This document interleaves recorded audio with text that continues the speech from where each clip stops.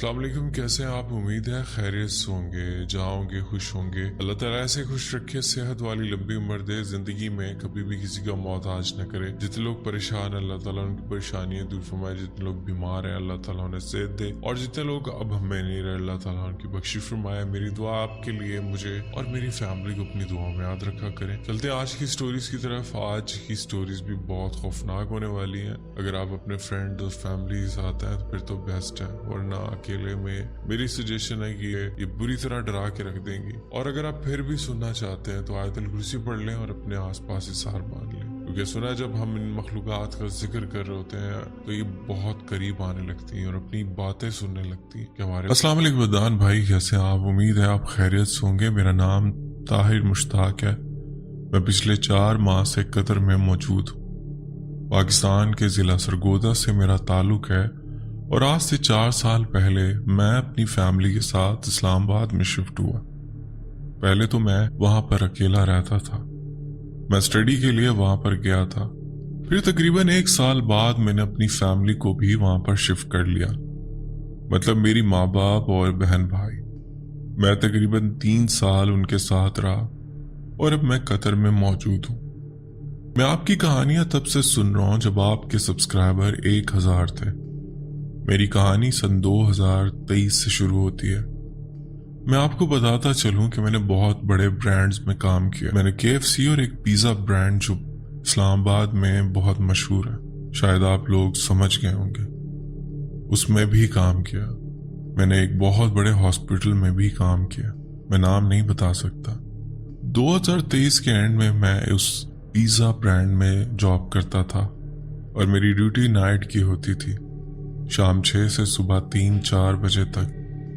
तो ये दिसंबर की लास्ट की बात है। मैं अपनी जिंदगी से बहुत खुश था, सारी चीजें ठीक चल रही थी, मेरी जिंदगी भी बहुत अच्छी गुजर रही थी। मैं वहां पर एज अ सर्वर काम कर रहा था। मैं G12 में रहता था, जबकि F11 में मेरी ब्रांच थी जहां पर मैं काम करता था। तो जब मैं वहां पर जाता तो रास्ते में 22 स्ट्रीट में से निकलकर 117 नंबर गली आती थी। तो उस गली को जैसे ही पार करते थे, दरमियान में एक शॉर्टकट था। एक छोटा सा जंगल, एक ग्राउंड था जहां पर दिन में लड़के क्रिकेट खेलते थे। दिन में तो काफी चहलकदमी रहती थी, मगर रात के टाइम वो जगह बहुत डरावनी लगती थी और सुनसान, इस तरह से जैसे कि एक कब्रिस्तान होता है। वहां पर बिल्कुल वैसा माहौल होता था। हो सकता है कि आप लोगों को सुनकर इतना खौफ महसूस ना हो रहा हो, मगर मैंने खुद उस चीज को महसूस किया है, तो इसलिए मैं आपको ये सब बता रहा हूं। तो आप 10 मिनट में उस जंगल को पार करके सीधा G11-2 में एंटर हो जाते थे। फिर 10-15 मिनट बाइक का रास्ता तय करके मैं F11 में एंटर हो जाता था और वहीं हमारी ब्रांच मामूल इसी तरह से चल रहा था। ये बात 11 दिसंबर की है। उस रात ये था कि मेरी थोड़ी तबीयत खराब थी। तकरीबन 1-1:30 बजे के करीब मेरी तबीयत खराब हुई, तो मैंने अपने सुपरवाइजर से बात की और उसे बोला, उनका नाम उमर था, अब तो वो माशाल्लाह से मैनेजर बन गए। तो मैंने उनसे बोला कि उमर भाई, मेरी तबीयत खराब है, मैं जाना चाहता हूँ। उन्होंने कहा कि ठीक है चले जाओ। मैंने अपनी बाइक स्टार्ट की और मेरा मामूल था कि मैं उसी जंगल में से कच्चा रास्ता था 10 से 15 मिनट का, वो पार करके तो फिर 117 नंबर गली आते थे। तो मैं जैसे ही G11 नंबर से निकला और उस जंगल में दाखिल हुआ तो तबीयत मेरी वैसे भी खराब थी। तो अचानक से मेरे सामने एक चीज आ गई।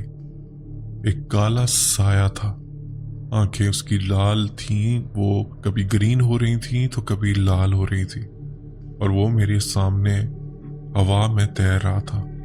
मेरी तबीयत पहले ही बहुत खराब थी, ऊपर से मुझे ठंड पसीने आना शुरू हो गए। उसको देखकर मैं आपको बता नहीं सकता कि उस टाइम मुझे क्या महसूस हो रहा था। मेरे रोंगटे खड़े हो गए और मैं अपने हवास पर कंट्रोल नहीं कर पा रहा था।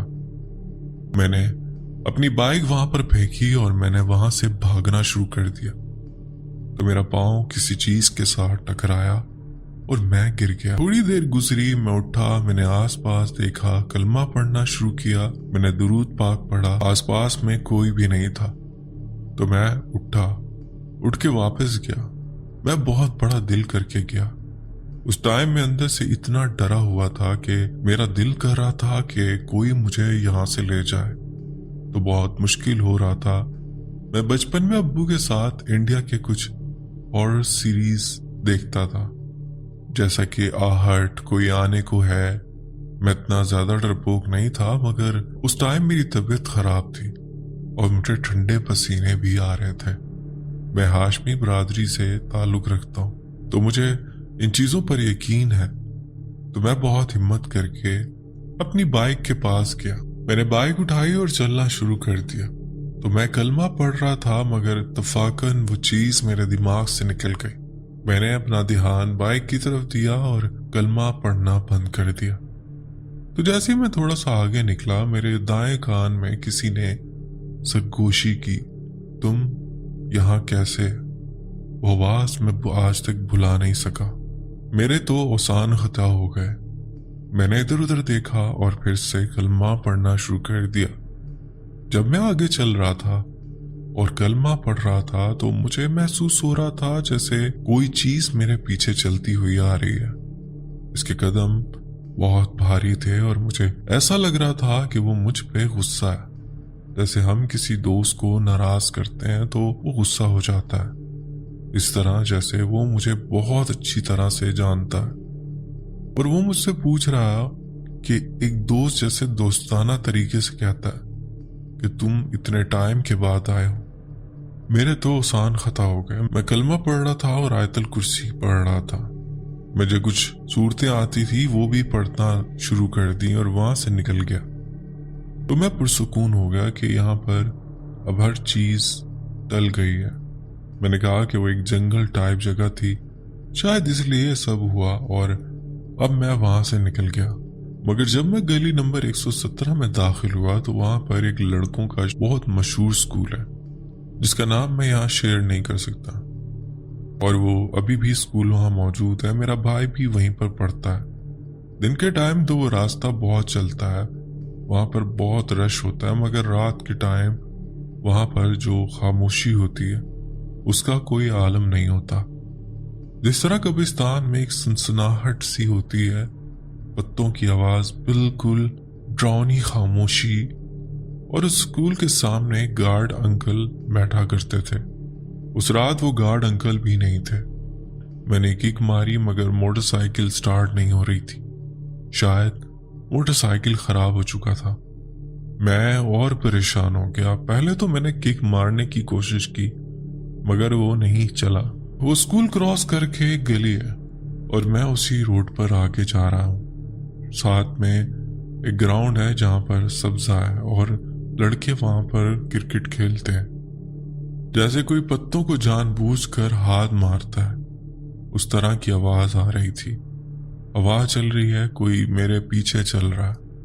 मैं पीछे मुड़कर देखता हूँ तो आवाज बंद हो जाती है।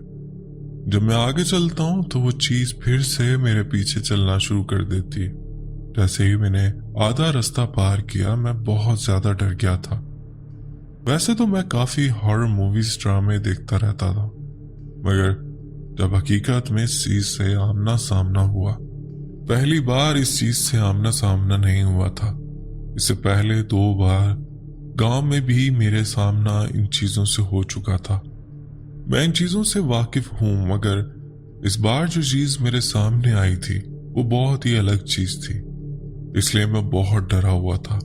मैं कलमा पढ़ रहा था और दिल में बोल रहा था कि या अल्लाह, अगर मुझसे कुछ गलतियां हो गई हों और मैंने अपनी माँ बाप का दिल दुखाया हो या मैंने इस तरह का कुछ किया हो तो आप मुझे माफ कर देना। मैं आज नहीं बचूंगा।